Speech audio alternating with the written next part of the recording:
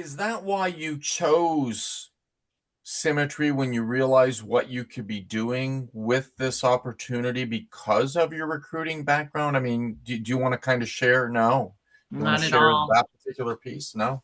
No, I mean, my story of getting into Symmetry. So when my husband's a little bit older than me, and so when COVID came around, he had been sitting in his engineering job for a long time and was eligible for full retirement. And so when COVID hit, he fully retired. And I we had a deal that when he retired, I got to retire. Well, I was only 49, and so I retired, which meant I really just quit. When I quit, I was working as the head of recruiting for an oil and gas company here in Dallas. And so I quit. And we spent that year holed up in the house together, not able to leave and almost killed one another. And then the market shifted, right? And then we all lost a lot of money and money wasn't what we thought it was going to look like. Apparently, when you go from a two-income family making, you know, multiple six figures down to nothing, no one told me, but I was supposed to stop spending so much money. Um, so I really quickly realized that I was going to have to find something. And but I had non-negotiables, right? My non-negotiables were I was never going back to a corporate environment. I wanted to be able to have the flexibility, frankly, to travel and do things with Mike in his retirement, right? We live in Dallas, but we have a place in Colorado, and we spend about 6 months in each. So I needed something flexible. I needed all the things. So I somehow followed this incredible human named Jim Larson on social media. So I'm direct to Jim. I'm supposed to go through my whole hierarchy, I know, but right, it's the who's who of Symmetry, right? I'm direct to Jim, and then Jamie, and then Sarah, and Jacob, and Marshall. Um, so I followed Jim Larson. I didn't know Jim. I had never met him, didn't know anything about him. I followed him on social media somehow. And he posted this was 3 years ago. It's actually 3 years ago this month. He posted something on his uh, Facebook page that said, "Hey, I think I have found something that's incredible. And if you're looking for, these three or four or five things, I don't remember what the post said, message me." Well, I messaged him. He happened to be on a carrier trip at the time. And he messaged me back and he said, "Watch these two videos and let me know what you want to do." That was his whole recruiting pitch, right? That was it. Watch these two videos and let me know what you want to do. Right. Well, as a recruiter, um, the videos spoke to me, right? The videos spoke to me because they clearly identified what I would be doing. One was a corporate overview and one was just a video of Jim.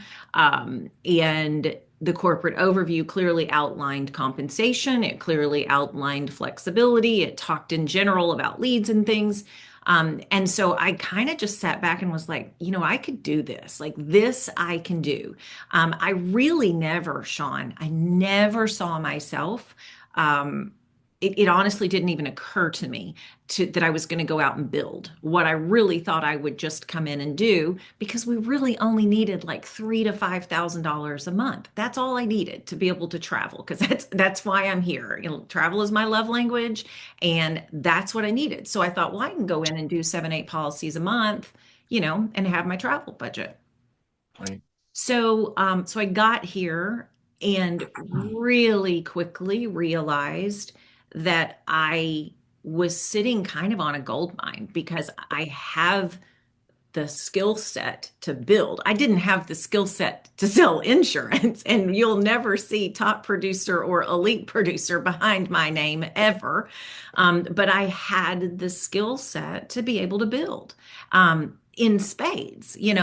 So I quickly shifted and started thinking about, okay, how can I use what I've done for the last 30 years to build and create something that's mine. So no, I never thought I would use it um, Interesting. at all. I was just thinking with your background. And to add to that, guys, the thing that I haven't mentioned is when I had the conversation with Jim and telling him that I was talking to, Tara, he said to me, he said, Tara is my number one recruiter inside Jim's group. So, I mean, I'm like, okay, I gotta hang out with Tara. Well, first it was that we like to have, a glass of wine together, but then this part came behind it. I will tell you, Sean, you know my rule. So 4 o'clock is when happy hour starts at the Owens household. So it's 4:08 right now, and I'm drinking a glass of iced tea. So like you guys are pretty special, let me tell you. Well, thank you. We appreciate it. And I do know that rule and didn't even think about it. So Yeah, thank you. it's okay. I will bend. I will bend for you. I will then. Thank you. When you so when you started, when you realized that you could start recruiting from there, your process from then to where you are now. So kind of starting out, okay, well, I can start recruiting now. Did you Okay, let me back up. So with all of your training in recruiting and being able to find talent and things like that, where did you kind of start first? What was your first step? What was your first thought of how do I get this ball rolling now Well, versus today? yeah, I live in a world of an upline that's all about social media, right? And while I have a very strong LinkedIn following, I don't have a huge social media following on Facebook and Instagram, right? So I didn't have the built-in army of thousands of people that were going to just come and say, I'll do it because Sarah's doing it, or I'll do it because Jim's doing it, right? I had to figure that part out. But I did immediately start using my Facebook and my Instagram and my LinkedIn to advertise that I had done this crazy thing and made a shift and opened my own business and became a life insurance agent. And I was looking for people that were stuck the same way I felt like I had been stuck.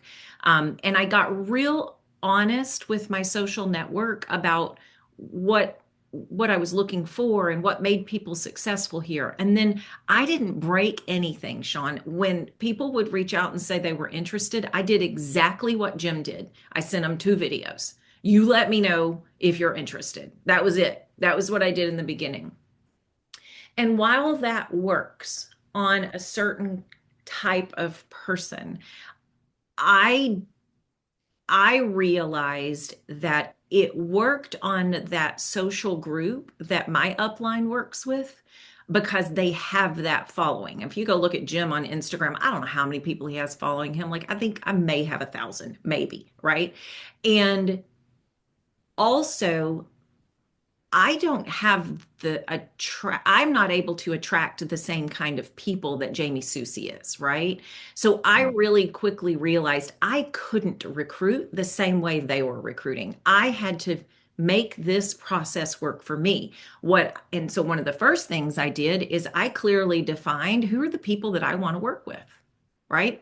I made a list of what are the qualities of the people that I want to surround myself with. Who are these people in my agency going to look like? What are they going to be?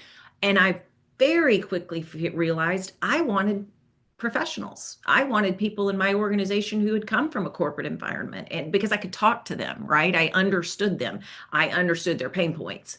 And so once I clearly identified what it was that was important to me, it was easier for me to like go down the path of recruiting them, right? And I think often we just we're throwing spaghetti at the wall and hoping that people will come on and work with us, when the truth is every single one of you, if you're building, people are going to join your team because of you, not because of symmetry. They're going to join their team because there's a connection with you. So you have to get really clear at what you want in your agency and who do you want to surround yourself with. Once I did that, it was easier for me, right? I started on Craigslist because it was cheap, you know. And then I realized that the people that were hanging out on Craigslist were probably not the professionals that I was looking for. So then I went to LinkedIn, and not saying that Craigslist is bad. If you came from Craigslist, I'm not saying you're not professional. It wasn't who I was attracting. I was attracting some interesting folks on Craigslist. So then I went to LinkedIn and I started recruiting where I knew how to recruit, like posting a job or two there, and beginning to build that way. Over time, I have escalated, right, and now I'm on ZipRecruiter, and I've got other resources that are bringing people to me, but my process is the same, no matter how they're coming these days. I think I rambled. Did I answer your No, question? no, no, you 100% answered the question. So kind of a little bit of what you were just saying. So you used to also be looking, like what you were just saying, for talent, right? So can you kind of break that down for us? Well, first, can you share with us? Because we have multiple videos that we use, right? So there's multiple, like we have a landing page and we have multiple videos. What were the two videos? What are the two videos you use that are they're symmetry videos, I assume? But Yep. what are the two that you're using just that really got your attention? So using that for a moment. So at that time, and I was just going to actually go over, and I'll drop one in the chat. Yeah.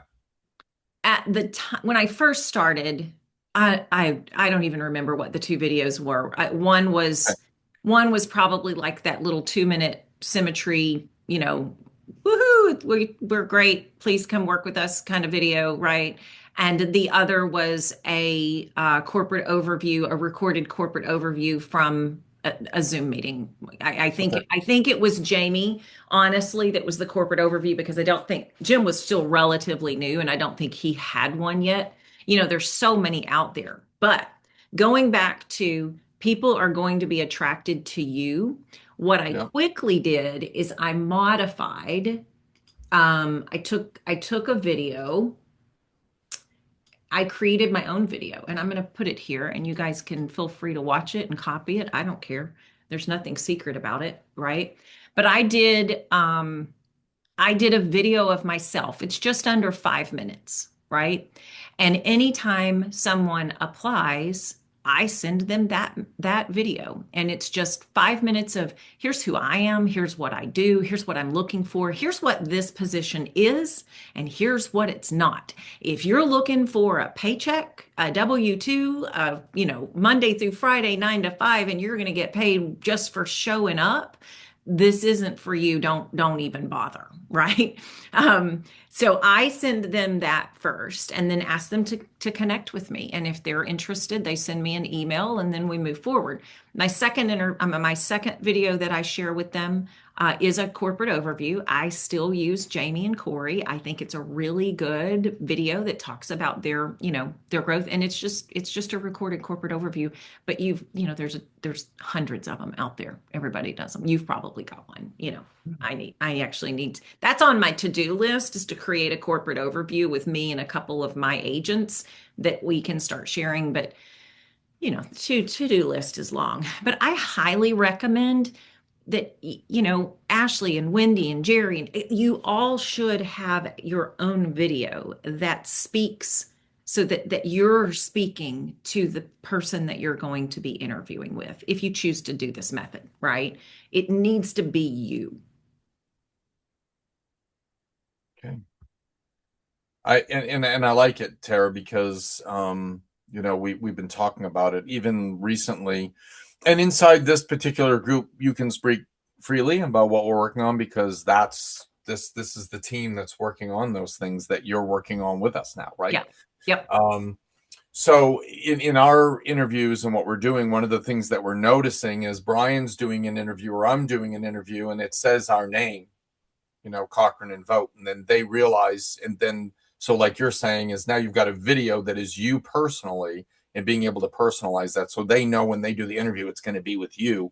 Yeah. They've watched the video of. Yeah. I like that. And my agents use it before they get to that point, right? My agents will use it in their recruiting to just say, this is my agency owner. Like, this is who we're going to be you're going to be working with, and this is the team that you're going to be a part of. And I actually say in my introductory, whoever brought you here, however you got this video, get back to that person. So that, they're directing to the right place. But I quickly want them to create their own, like start creating your own brand, man. I mean, it's fun when someone says in an interview, and I ask them, hey, what caught your interest about this? They literally will say, well, frankly, it was your video. Like I could see the enthusiasm and the energy and, you know, don't go on there and sound like, the Peanuts teacher and the womp womp womp in the background. You got to have a little liveliness to you. Um, Right. but yeah, So your interviews, when you get into an interview, is how do you approach, again, we're going back to you being the largest recruiter inside Jim Larson's team. How do you conduct the interview? Can you break that down for us, please? absolutely. So I I typically do a 30-minute interview. Okay. I'm first of all switching now to the 15-minute interview. I'm gonna get there, I promise, right? A little intro call. But I am old school. So I typically schedule a 30-minute Zoom. I want to see these people. I want them to see me. I want to see how they show up. I want to see if they're in the shower or if they've got a shirt on and, they're polished and professional and prepared. The very first part of the interview, those first 5 minutes, it's a meet and greet, right? It's a get to know each other. The first thing I ask them is, did you have a chance to watch that second video that I sent you, the corporate overview? If the answer is no, you know what I do? I pivot right then and I say, gosh, that was really important for me to know that you had watched that. Since you didn't, I think we should probably just reschedule this. I need you to be prepared for this meeting because that corporate overview is going to give you information about the position, but it's going to leave you with a lot of questions. And I want you to go back and watch it and then get back on my calendar. 95% of the time, they go back and either don't watch it or they watch it and decide that they don't want this, but they never reschedule. But it's probably because I called them out on it. Well, sorry, that's okay, right? If I have to call you out to watch that video, you're never going to watch any of the other videos that we ask you to watch. So again, you just rule yourself out. That's totally fine. So when they say, yes, I've watched the interview, my script is so, so simple. And I'm happy to share with, I have a recruiting script that I use. One of the things when I was back in the corporate world that we trained on was behavioral based interviewing. So, regardless of what role you are interviewing, there are certain behaviors that a person exudes that are going to make them, that are going to show you that they have the qualities for that position. So, in the chat, if you think about what are some of the characteristics that, or behaviors, I should say, what are some of the behaviors that it's going to take for someone to be successful here? Okay. Focus, yes.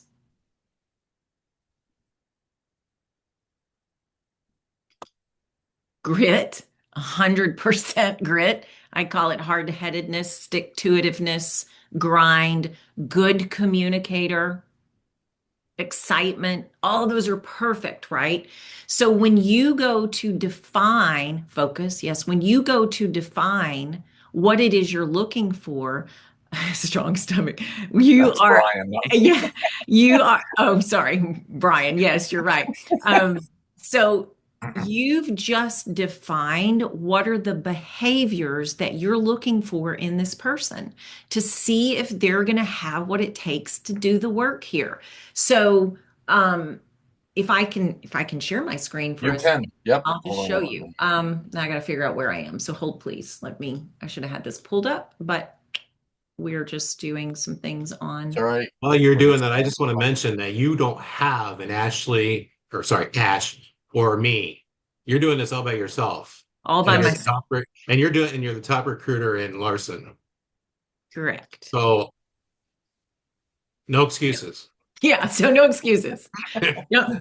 And I'm happy to share this interview script with you guys too. As a matter of fact, I will drop it. Feel free to use it. I don't care. Use it, steal it, throw it away, whatever you want to do with it. Um, Beautiful. all right. So here's the magic to my interviews, right? And there is no magic. It's about getting to know the person that you're interviewing, building a rapport with them, getting them to talk to you and open up, and then selling them on what we have to do here. So I share that corporate overview. The interview is going to be about 30 minutes. I only do Zoom. The goal of this interview, and this is all just for me, right? Can you guys see that okay? We can. Yep, we can see it. Uncover their motivation, determine behavioral traits that are going to predict their future performance, right? Observe those leading indicators, and then we can decide if we want to move forward or not.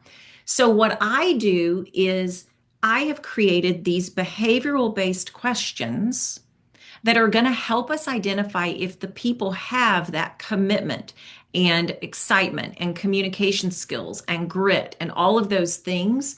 Mine were, I want someone who's got drive and motivation. I want someone who's self-disciplined, someone who has an entrepreneurial mindset, people skills and communication, consistency and accountability. Those are the characteristics and the behaviors of somebody that can do this job. Now, whether they will or not, that's a different thing. So when I start the interview, I say, I've seen your resume. Frankly, I don't even care about your resume. What I want to know is what got you professionally to this point in your career today. And I give me, the 3-minute overview of where you started and how you got to where you are today. All right. I want to hear them walk through that journey. Then I say, all right, what do you like most about what you're currently doing?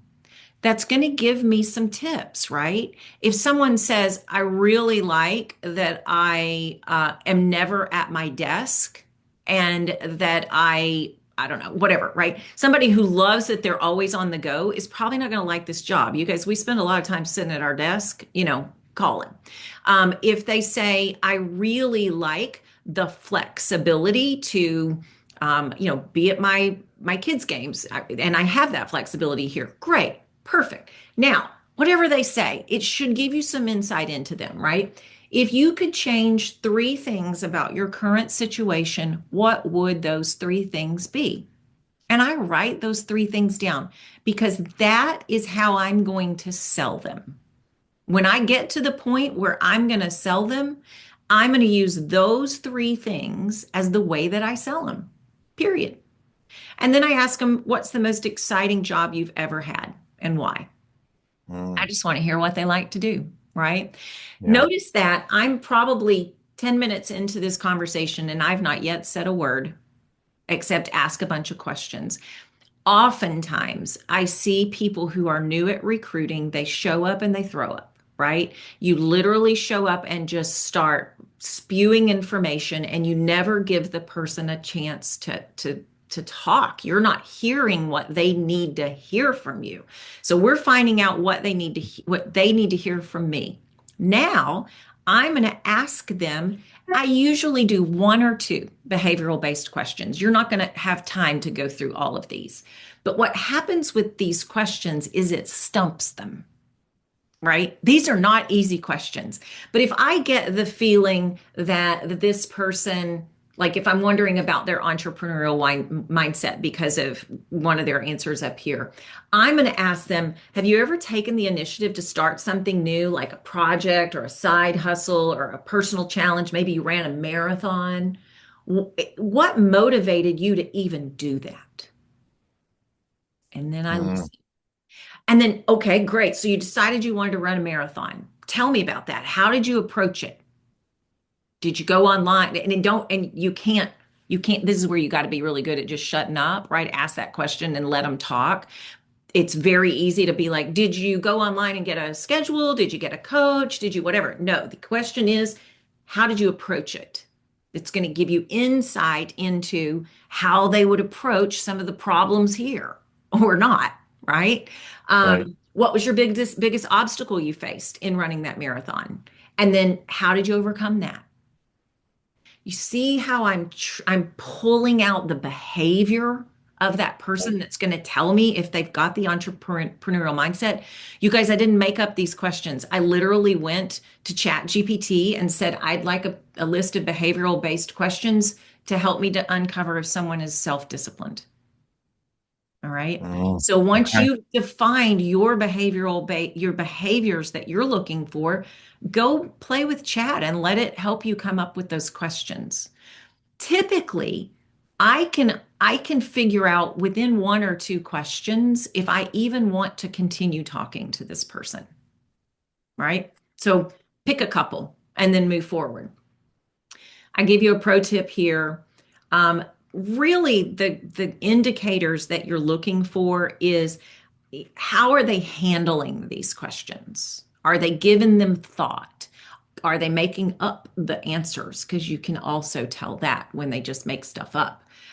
Do they seem engaged? Do they seem comfortable or do they seem uncomfortable with these questions? Are they leaning in and giving you more information than you even asked, right? Are they personable and do they seem motivated? Excuse me. At this point, if I don't like them, I'm done. It was so great to meet you today, Chris. I have really enjoyed our conversation. We've got lots of interviews to get done. I'll let you know if there's a next step. Thank you so much for your time. Bye. If I'm not interested, I'm leaving. But if I am, holy cow, here we go. Okay. Right? And that's when I dig into. So you watch the corporate overview. What stands out to you? What most intrigues you? What about this opportunity sounds more appealing? I give them a little bit about who we are. And then I open it up for questions at that point. Literally, I am like, all right, what do you want to know? I'm an open book. What do you want to know about this? Right. And if they've watched the corporate overview and they've watched my 5 minute interview, here's the questions that they have every single time. They never vary. Right. Tell me about the number one is always, how do I get licensed? Can you tell me about that process? And Yeah. number two is, what about the leads? How much are they going to cost me? What's my investment going to need to be? And that's when I get to tell them all about owning your own business and being self-employed and making an investment in yourself and in your company and learning while you're earning, all of those things. But that happens only when I want it to happen, and it happens on my terms. Is you're staying in control. And one of the things, and I think I did it back in the beginning, I think a lot of people did, and that's why I really wanted to have you on in your process, is we're trying to sell it to them instead of the other way around, right? It's Yep. this opportunity and what we have. I did a group interview earlier. Addie and Jerry were on there, and I was talking, and someone said, "Well, I have to get my own license." I mean, what basically asking the question of what? Well, I said, we're giving you the full franchise. We're giving you everything you need, a full business. The only thing you need to do is two things. You need to get your license, be licensed, and it doesn't matter whether you work with us or not. Yeah. And You then got to you're do going that to anyway. need, and then you got to pay marketing, right? Whatever that may be. Yep. You've got to be able to have that. So just saying that. So let's say somebody, Tara, at that point, and you're talking about leads. How now you're at that particular point. How do you get into that particular conversation in the leads? What's your answer to them when they're saying, "Well, how much should I spend?" How are you following through on that piece?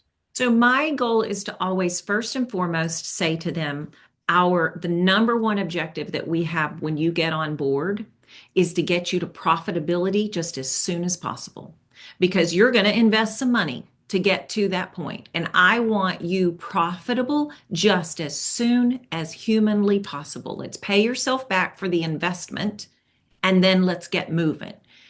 With that, how do we get you profitable? I'm going to flat out say there's some leads that are free, and that's your warm market.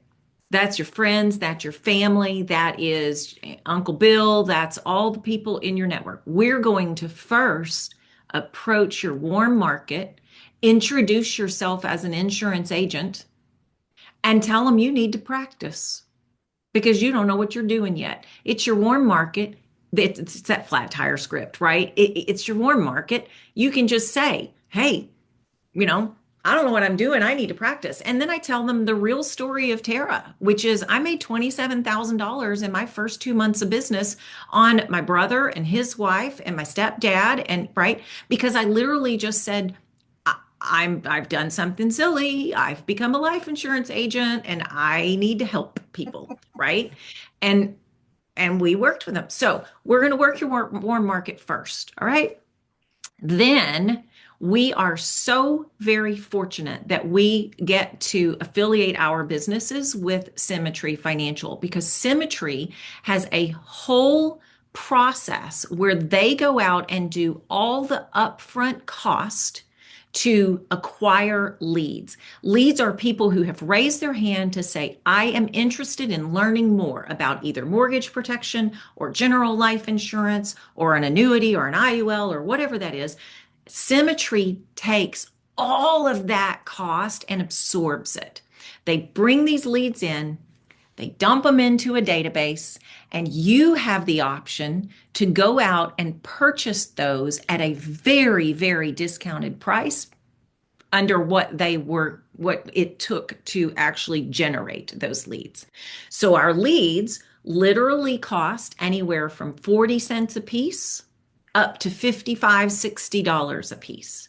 Now, here's the truth, Addie. When you get here, you're going to suck. You're not going to be any good at this business.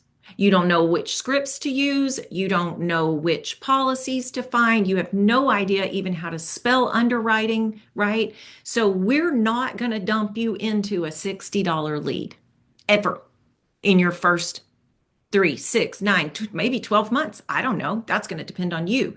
But what we're going to do instead is we're going to get some of those more affordable leads, maybe the 40 cents, $2, $3, right? And we're going to help get you through that learning curve on what, I mean, frankly, they're lower intent leads, not going to lie to you. They're tired, they're old, they're bruised, they're battered, but they're still real. And those people still need our help. So we're going to get you through the learning curve on a little bit smaller budget, right? Get some of that money coming in, pay yourself back. Once you started putting some policies in place, then we're going to invest more and more and more and more in leads. There will be a time where you're going to come to me and James, you're going to say, I am so tired of those old leads. I am willing to pay more so that I can get someone with a higher intent, right? And then, you can buy them as much as you want.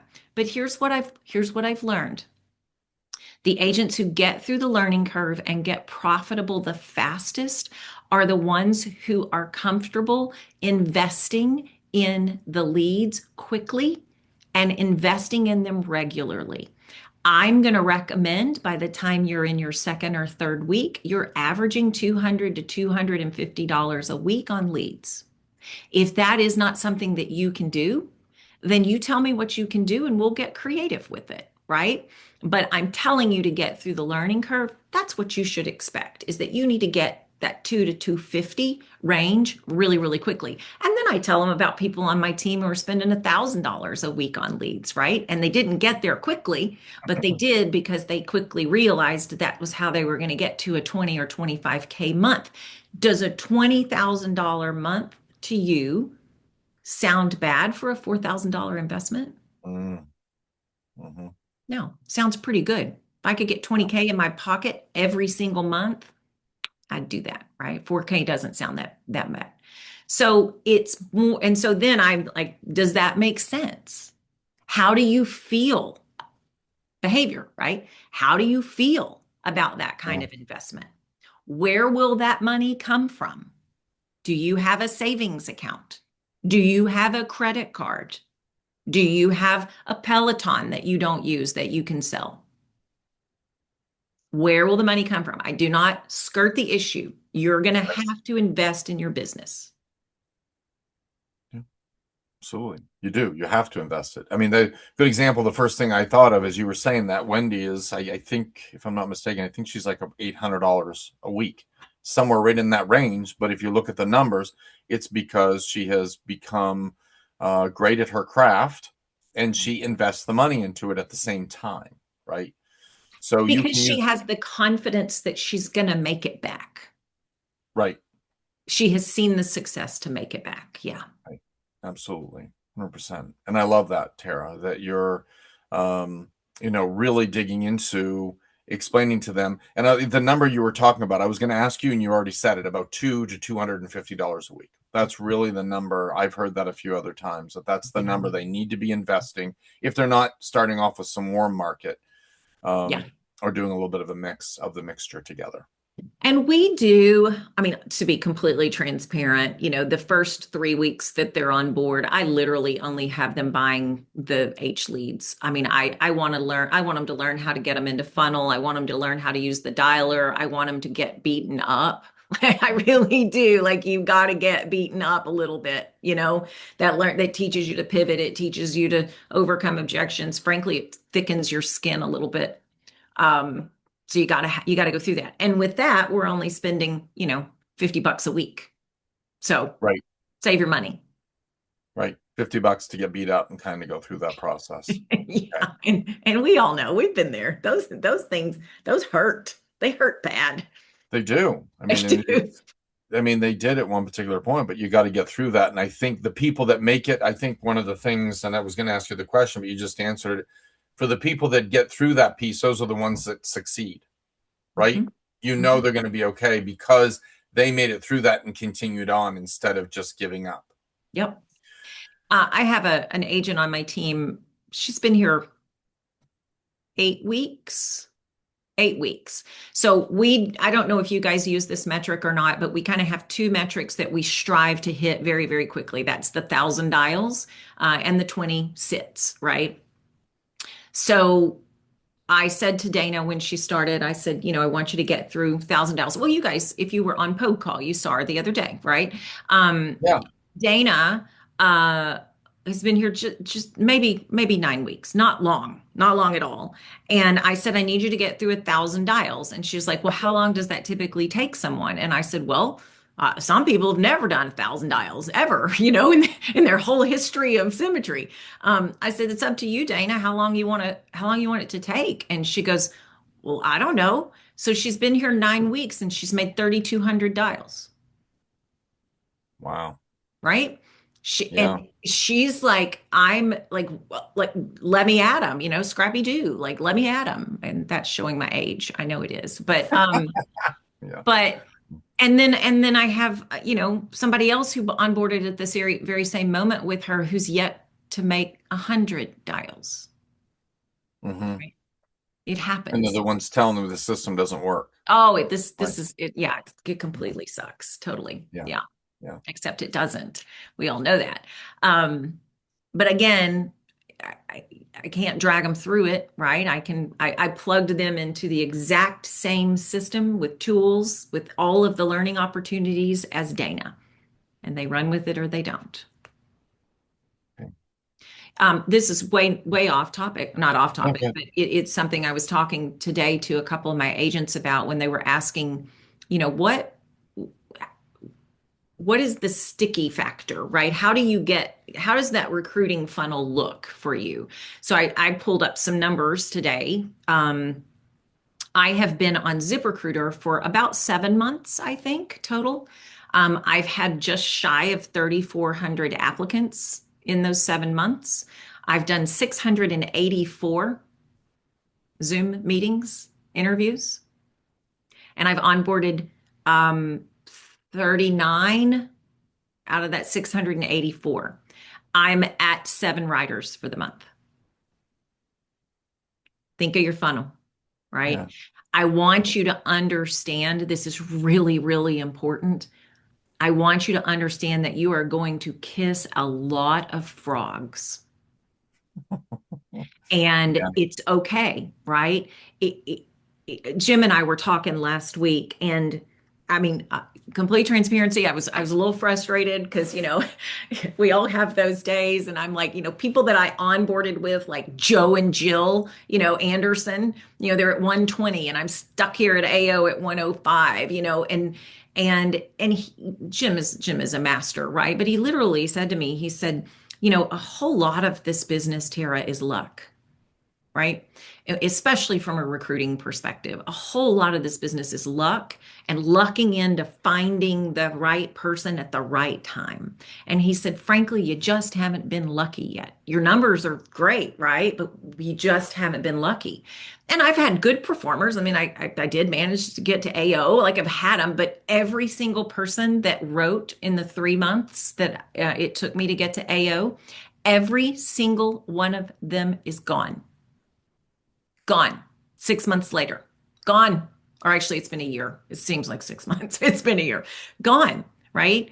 And so I finally feel like I'm getting lucky. Right. But I've realized that I had to grow in order to get to the point where I was even ready to have those people that were coming on board that really wanted to build this like I want to build it. And I wasn't ready for that a year ago, which is why they're gone, by the way. So I tell you that to say your funnel has to be big when you're recruiting. You've got to kiss a lot of frogs. You got to go on a lot of Match.com dates. You got to, like, they're bad, right? And then you're going to hire some and they're going to feel really good and you're going to be so excited and you're going to have 2 ready to writes or you're going to have 5 ready to writes in a month. And, they're just going to drift away. They just all of a sudden disappear. It's not a reflection of you. It's a reflection on them. It's not a reflection of, oh, you didn't do a good enough job uncovering their behaviors. You did. You did everything you could possibly do. People, this is hard. If no one has told you yet, this business is hard. And it takes a lot of hard work. And there are a lot of people who just can't do it. Recruited my very best friend on the planet to come and do this business with me.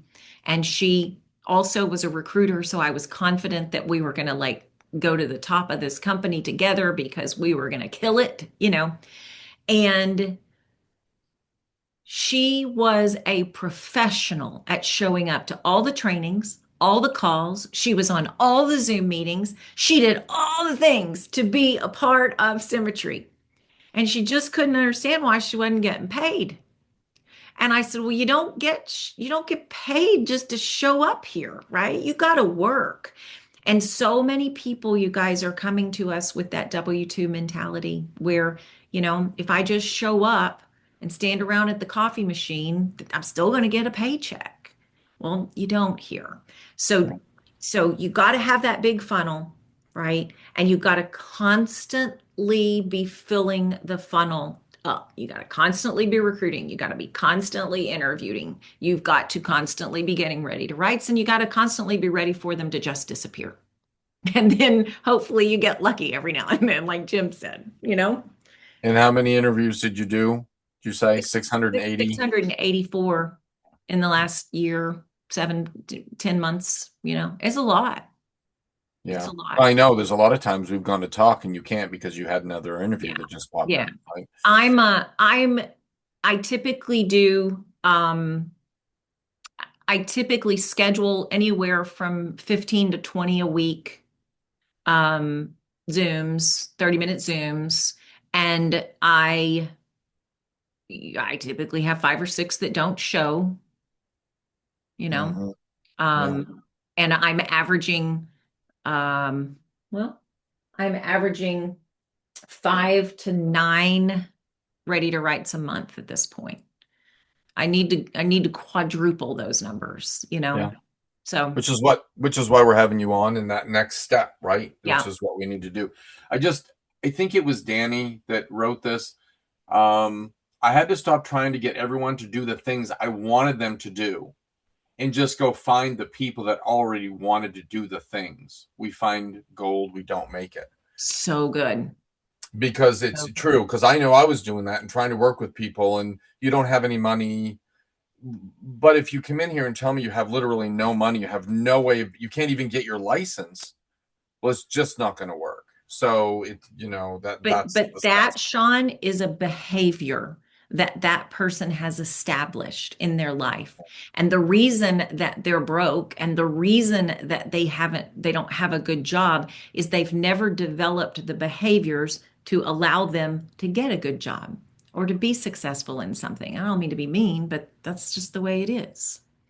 See, and that's with you with the behaviors. That's why I wanted you on. Like Yeah. you understand how to get out there and be able to. You've given us that script to ask those questions, to be able to find those behaviors.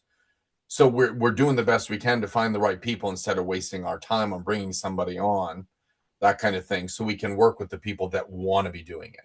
Yeah. I'll give you a real example this week, Sean, or it was last week actually. So in January, I interviewed this guy, Brandon. Really liked this guy, like could feel it in my bones. But he was interviewing with multiple companies, and I said, "Hey, I want you to meet Jim Larson." Jim doesn't interview very many of my people, but I knew this guy had a personality that I knew if I could get Jim on the phone with him, and in a Zoom, we were locking this bad boy down.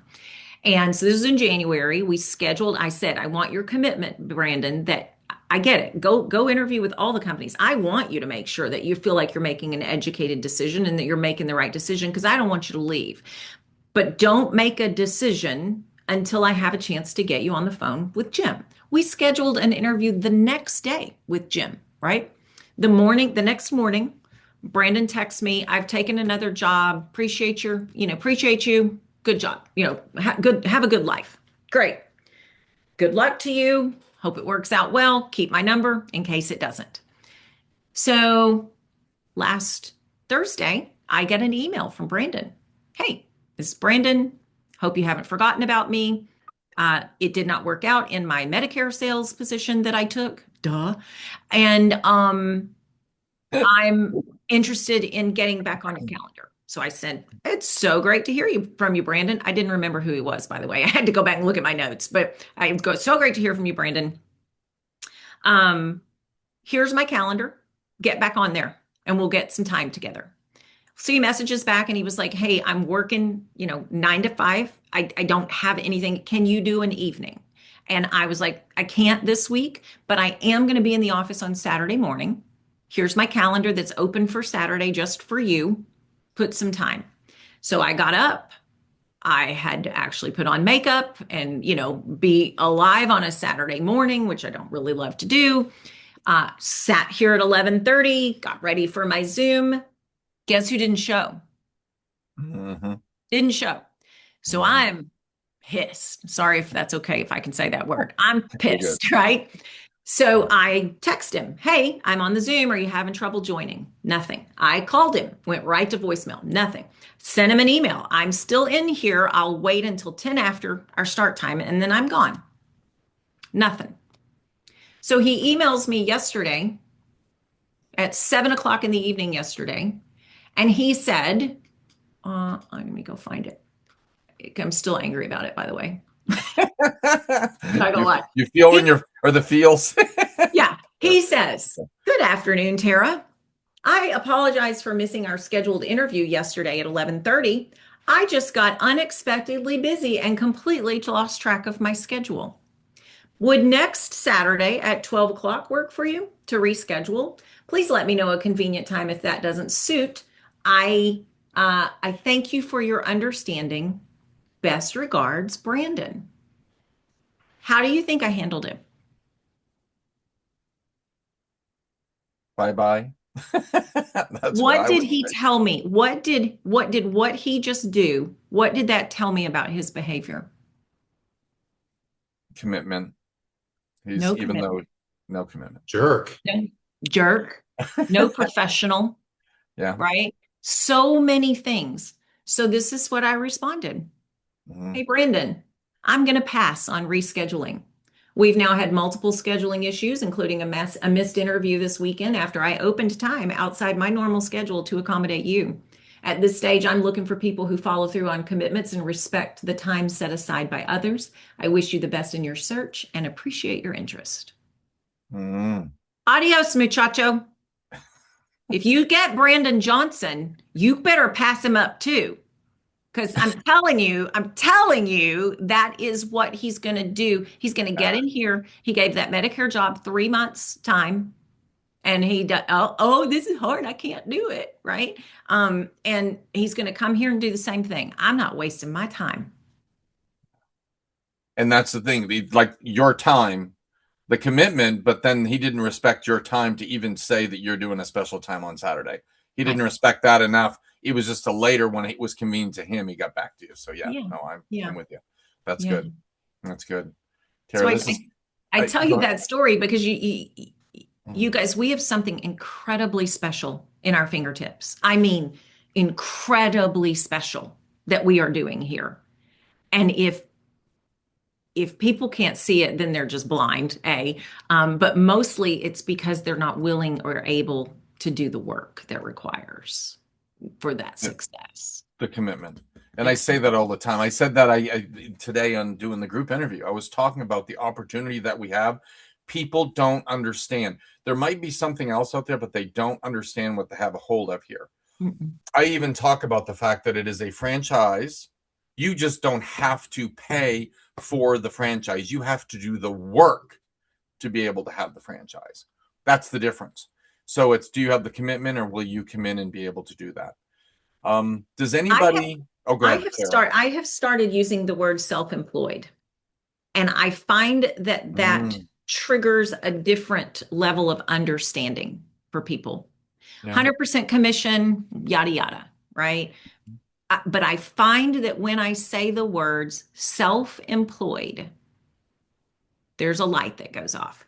The other thing, and I wrote this from our accountability call the other morning. I'm in the Jim Larson, Nikki Russell breakout room, and somebody had, and I don't remember who it was, somebody said in response to going through the sheet, right? Well, I got busy with my kids. They were on spring break, and like this, life just got in the way. And Nikki Russell, if you guys don't know her, pretty direct, right? Nikki says, Little. interesting. I've never been able, my bank account has never been able to afford for my life to get in the way. I had to work through it anyway. My kids were on spring break last week too.